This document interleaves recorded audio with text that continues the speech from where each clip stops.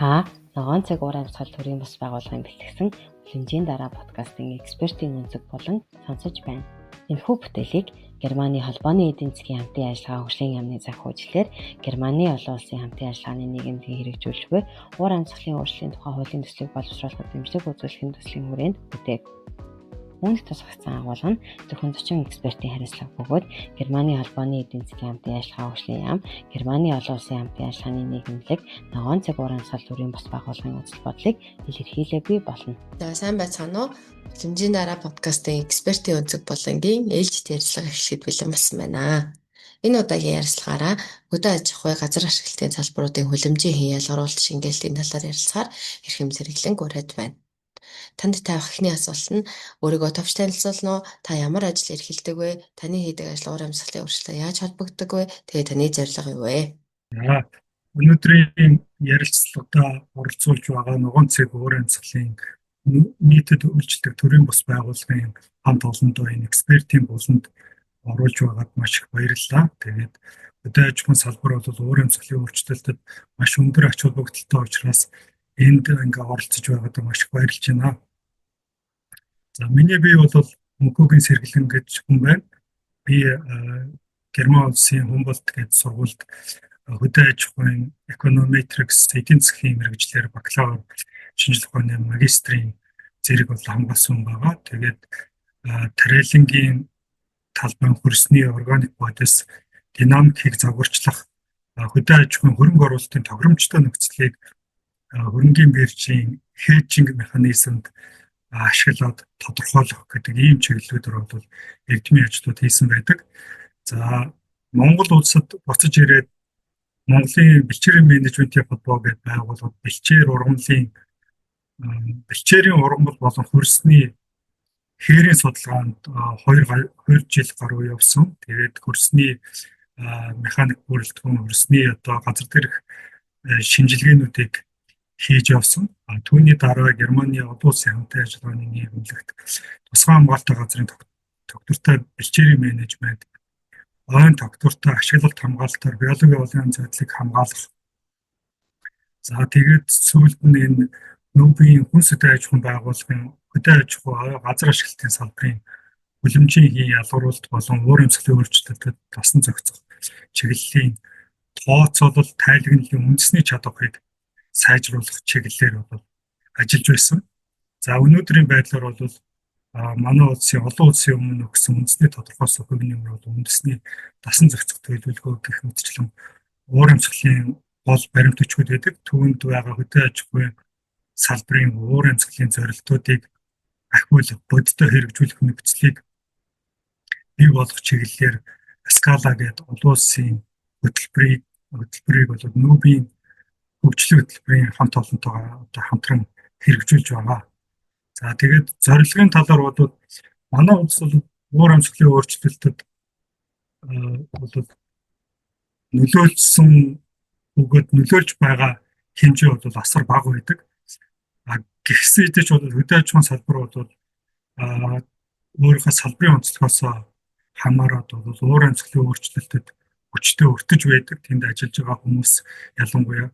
За тэгээд хөдөө аж ахуйн уур амьсгалын өөрчлөлтийг сааруулах, дасан зохицох потенциал бол хөдөө аж ахуй газар ашиглалтын салбарт хамгийн өндөр байдаг. Тэгээд тийм ч учраас энэ чиглэлийн үндэсний чадварыг дээшлүүлэх бусад ногоон үйл ажиллагаануудад уур амьсгалын өөрчлөлтийн санхүүжилтийг татах, за хөдөөгийн иргэдийн бизнесийн ногоон зээлийн шаардлагыг талаар мэдээллийг сайжруулахад нэмэр болъё гэсэн ийм зорилготой ажиллаж байна. За өөрийгөө ажил мэргэжилтэйгээ хамт танилцуулсан танд маш их баярлалаа. Танд тавих дараагийн асуулт нь таны ажилладаг салбарт уур амьсгалын өөрчлөлттэй холбоотой хамгийн тулгамдж буй асуудлууд юу байна вэ? Хөдөө аж ахуйн салбарын уур амьсгалын өөрчлөлттэй холбоотой асуудлууд гэвэл их урт жагсаалт болно. Түүнээс яг хамгийн гол гэсэн 3-4 бэрхшээлийг энд сонсогчдод тайлбарлахыг оролдъё. За хөдөө аж ахуйн салбарын хүний үйл ажиллагааны сүйдэлтэй хүлэмжийн хэн ялгарл бол дэлхийн нийтийн хүлэмжийн ялгаралд ер нь манай улс гэлтгөө бусад улсуудад дунджаар 3-1 эзэлдэг юм байна.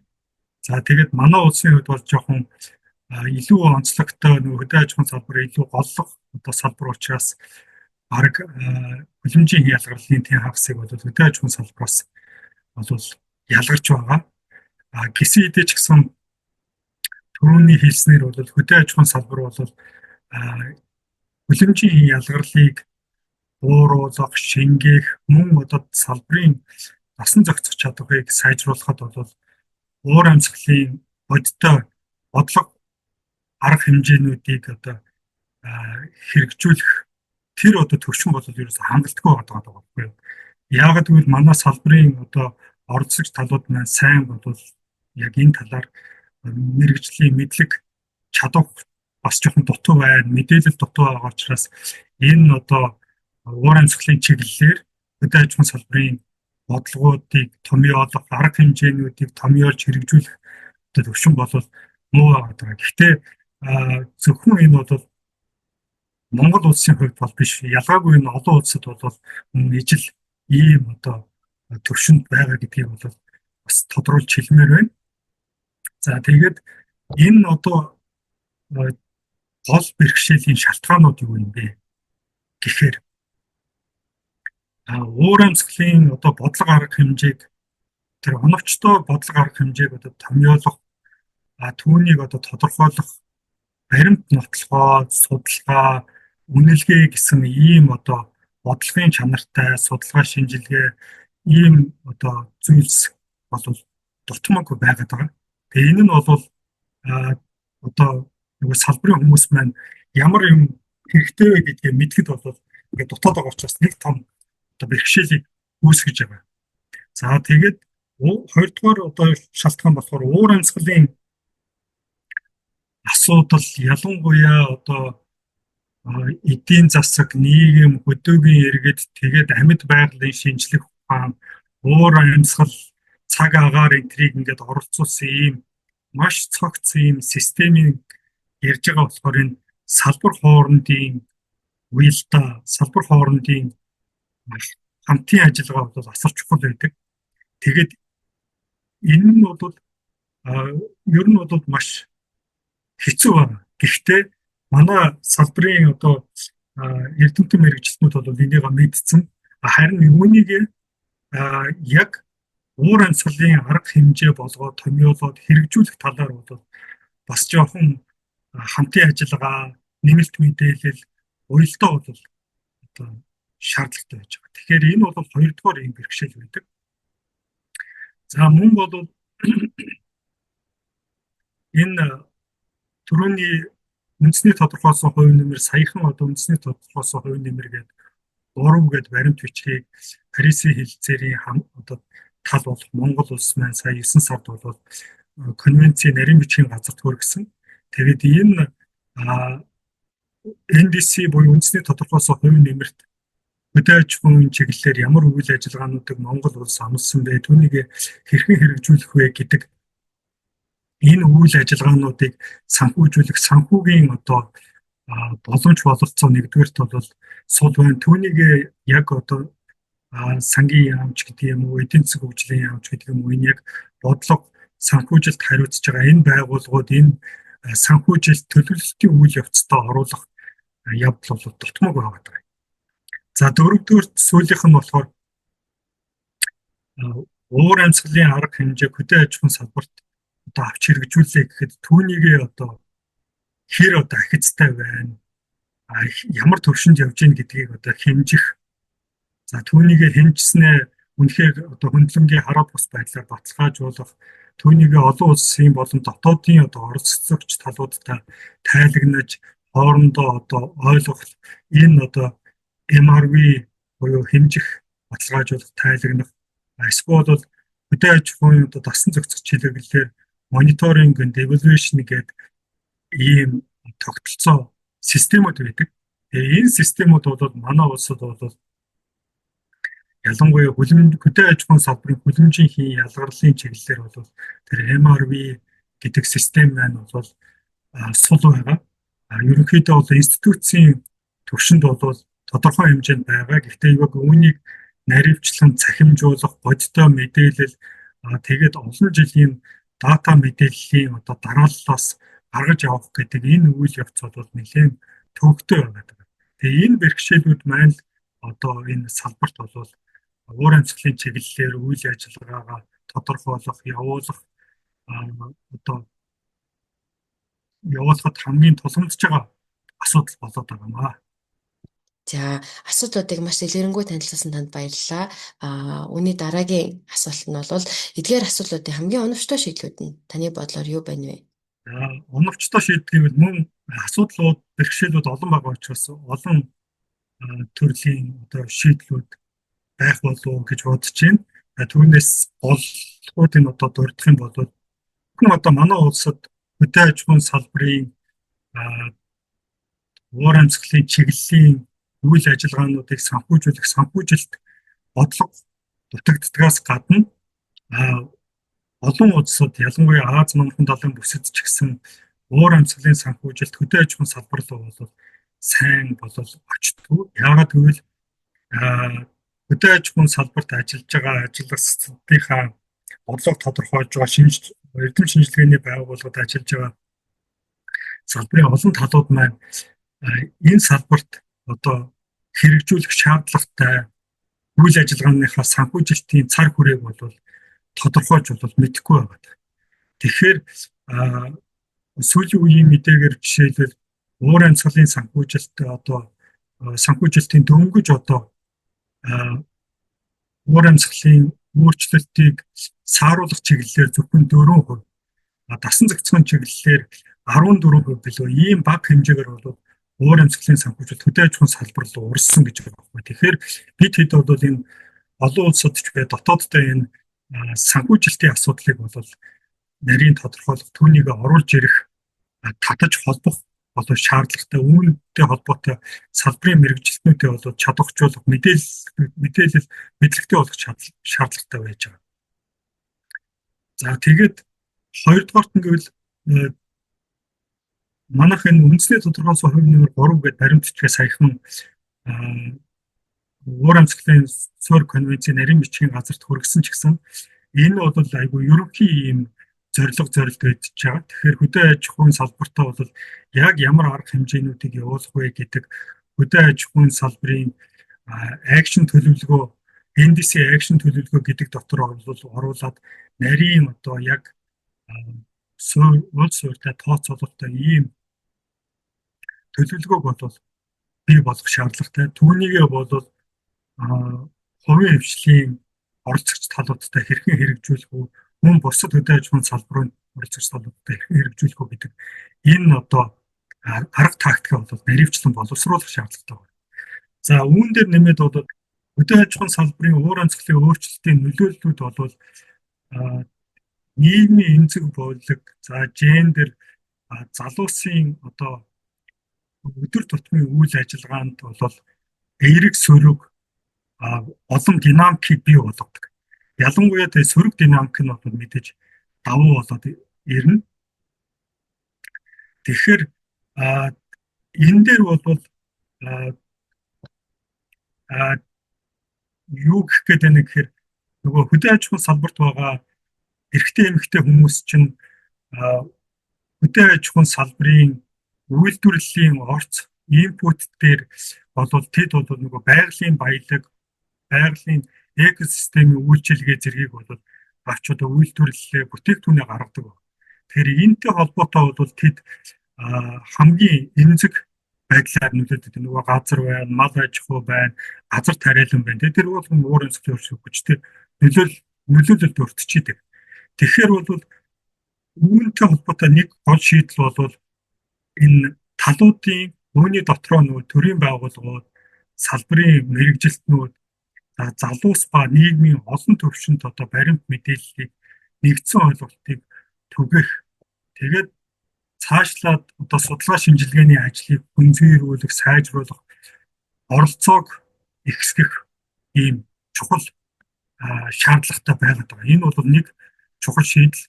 Мөн бас нэг шийдлийн гарц одоо юу байж болох вэ гэхээр Жишээлбэл энэ а, нүүбийн хөгжлийн хөтөлбөр болон нүүбийн хүнсэд аж ахуйн байгууллага хамтран хэрэгжүүлж байгаа энэ олон улсын скала гэдэг хөтөлбөр маань хөдөө аж ахуй газар ашиглалтын салбарт бол нотлохонд суурилсан уур амьсгалын шийдлүүд гол арга хэмжээг одоо тодорхойлоход шаардлагатай ийм орчин үеийн цахим загварчлалуудыг нутагшуулах талаар бол салбарын яам, судалгаа, эрдэм шинжилгээний байгууллага, хувийн эмчлийн талуудтай бол хамтран ажиллаж үндэсний мэдлэг чадвараа одоо сайжруулж байгаа. За үүний нэг нь бол нүүбийн хөгжлийн хөтөлбөр хүнсэд аж ахуйн байгууллагын хамтарсан уур амьсгалын арга хэмжээг одоо тодорхойлох, түүнийг одоо ач холбогдлоор нь ирэмблэх Climate Action Review Tool гэж байдаг. Үүнийг бол бид одоо NDC 2 болон NDC 3-ын хөдөө аж ахуйн салбарын арга хэмжээг тодорхойлоход, зорилт арга хэмжээг тодорхойлоход бол хэрэглэж олон улсын төвшөнд хэрэглэж болохоос ийм түүл олоход бол хувь нэмрээ оруулсан. За дараагийн цахим одоо шийдэл юу вэ гэхээр дэлхийн мал аж ахуйн байгаль орчны үнэлгээний GLEAM гэдэг олон улсын загвар байдаг. За энэ загварыг бол FAO-гийн мал аж ахуйн уур амьсгалын инновацийн багтай хамтраад Монголын бэлчээрийн мал аж ахуйн үйлдвэрлэлийн өвөрмөц онцлог, дөрвөн үйлдвэрлэлийн бэлчээр тэжээлийн нөхцөл тохируулан хүлэмжийн хийн ялгарлыг тооцоолох, мал аж ахуйн оновчтой менежментийн хөлбөрийг бий болгох чиглэлээр үндэсний эрдэмтдтэйгээ хамтраад амжилтаа туршсан байж байгаа. Тэгээ ийм одоо гэх мэтийн ийм цахим болон ойлголтыг түгээх ийм үйл ажиллагаанууд бол одоо голлох шийдлүүд гэж би харж байгаа. За шийдлүүдийг тодорхой дэлгэрэнгүй танилцуулсан танд их баярлалаа. Бидний асуугаагүй таны хэлмээр байгаа мэдээлэл байвал аваад үгээр энэ ярилцлагаа өндөрлөё. Баярлалаа. Нэмэлт нэг хэлбэл дэлхийн одоо цаг уурын мөчлөг үеуд бол бүгдээрээ мэдэж байгаа. Олон мянга олон сая жил ингэж үргэлжилдэг. Гэтэл сүүлийн үед уур амьсгалын өөрчлөлтийн үйл явцыг хүн өөрийнхөө амьдрах 60 орчим жилийн хугацаанд богинохон хугацаанд ингээд ажиглаж анзаарах хурдтай болсон байж байгаа. Монгол орны хувьд бол сүүлийн үеийн одоо нөгөө цаг уурын байгууллагын мэдээгээр сүүлийн 80 жилийн хугацаанд дунджаар 2.4 градусаар дулаарсан гэж үздэг. За тэгээд олон улсын судалгаа шинжилгээний байгууллагуудын мэдээгээр нэг одоо онцлог тийм хэмжилт одоо хийж харуулсан байдаг. Сүүлийн жилүүдийн сар сараар дундаж агаарын температур өссөн байдлыг ингээд хараад үзэхэд нэг сараас хавар намрын одоо саруудад дулаарлын хэмжээ бол ерөнхийдөө урдных шигэ харин намраас ахуулаад одоо орой болтол одоо жилийн эцэс болтол бол сар бүр бол илүү харьцангуй дунджаар илүү дулаарсан байна гэдэг ийм мэдээллийг бол харуулж байна. Тэгээ энэ бол жишээлбэл бид нар бол Монгол улсад бол өөрснөө анзаарч байгаа одоо 11 сард хизээ ийм нэмэх градустай өдөртөө нэмэх градустай ийм дулаахан байлаа. Хизээ ийм нойтон цас ингэж орж нойтон цас нь одоо уулын модны мөчрийг ингэж хугалахуйц хүнд жинтэй ийм болдог байлаа. За тэгээд хөдөө аж ахуйн салбарт бол маш ач холбогдолтой нэг зүйл бол нөгөө хурд хүнсний горим өөрчлөгдөд байгаа. За хуучин бол олон өдөр бол зөөлөн бороо шивэрч орж хөрсөнд одоо нэвчиж хөрсний усыг тэжээдэг ийм байсан.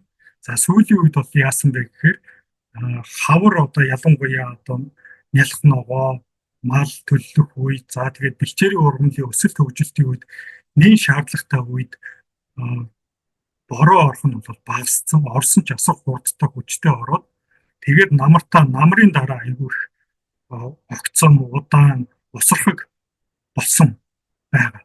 Тэгэхээр бол энэ талаар бол Монголын одоо хүүхэд залуус маань энэ одоо уур амьсгалын өөрчлөлтийн үр нөлөөтэй яг тулгарх хүмүүс маань өөрснөө одоо идэвхтэй энэ үйл ажиллагаанд оролцож энэ уур амьсгалын өөрчлөлтийг одоо анзаарч ажиглаж тэгээд уур амьсгалын өөрчлөлтийг сааруулах талаар одоо мэдээлэлтэй болж мэдээллийн хоорондоо хуваалцдаг болох бол асар чухал байна.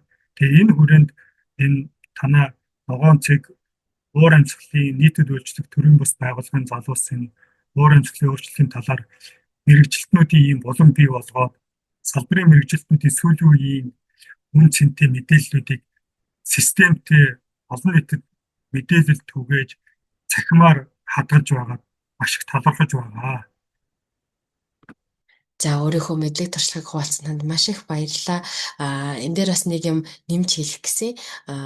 Одоо энэхүү подкастыг болон энэхүү ярилцлагыг бүтээхэд Германы холбооны эдийн засгийн хамтын ажиллагаа хөгжлийн яам, Германы олон улсын хамтын ажиллагааны нийгэмлэг буюу GIZ болон манай подкастын хамтран хөтлөгч сайн санаагийн хувь нэмэр бас маш өндөр байгаа шүү гэдгийг энд онцгойлон тэмдэглэх гэсэн юм аа. Тэгээд танд маш их баярлалаа. Дараа дахин уулзцаая. Их баярлалаа. Оролцсон та их баярлж байна. Та ногоон цэг уур амьсгал төрийн бас байгууллагын бэлтгэсэн хүлэмжийн дараа подкастын экспертийн өнцөг болон сонсож туслаа. Энэхүү бүтээлийг Германы холбооны эдийн засгийн хамтын ажиллагаа хөгжлийн яамны захиучлаар Германы олон улсын хамтын ажиллагааны нийгэмлэгийн хэрэгжүүлэлгүй уур амьсгалын өөрчлөлийн тухай хуулийн төслийг боловсруулахад дэмжлэг үзүүлэхийн төслийн хүрээнд бүтээг. Үүнд тусгацсан агуулга нь зөвхөн 40 экспертийн хариуцлага бөгөөд Германы холбооны эдийн засгийн хамтын ажиллагаа хөгжлийн яам, Германы олон улсын хамтын ажиллагааны нийгэмлэг, ногоон цэг уур амьсгал төрийн бас байгууллагын үзэл бодлыг илэрхийлээгүй болно.